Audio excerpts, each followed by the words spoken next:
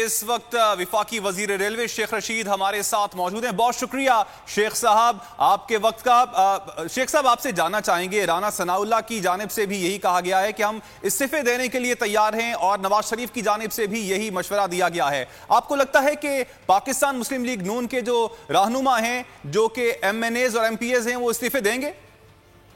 मेरे ख्याल में अभी PDM में इस बात पर इत्तेफाक नहीं है। पीपल्स पार्टी का तो मेरे पास ऐसी मेरी पॉलिटिकल अप्रोच है कि वो तो बिल्कुल इस्तीफे नहीं देगी।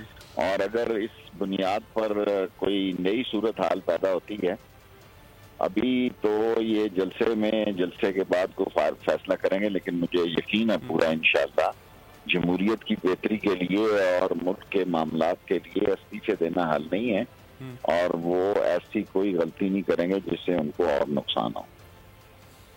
ठीक। अब सर, जलसे के हवाले से भी आपसे पूछना चाहूंगा, लाहौर जलसा आपकी नजर में क्या होना चाहिए? हुकूमत को इजाजत दे देनी चाहिए? वहां की इंतजामिया ने गो के इस हवाले से मना किया है। लेकिन गुजारिश ये है, अब लोगों को पता है कोरोना, अगर वोटर को इज्जत देनी है या वोटर को मौत में धक्का देना है, ये अब सियासतदान फैसला करें और लोग भी फैसला करें।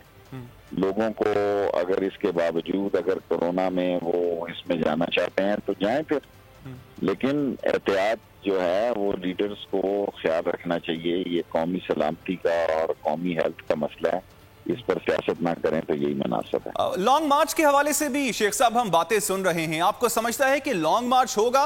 और अगर लॉन्ग मार्च की जानिब ये PDM की जमातें जाते हैं, ये 11 जमातें जाती हैं लॉन्ग मार्च की जानिब, तो फिर हुकूमत का लाहेअमल क्या होना चाहिए? मेरा ख्याल है को फैसला कर लें 13 के जलसे के बाद, तो फिर उसका जवाब देना मुनासिब है। अभी वक्त से पहले किसी इशू पे बात करना मुनासिब नहीं है। जब फैसला कर लेंगे ये 13 के बाद, तो फिर इस पे बात की जाएगी।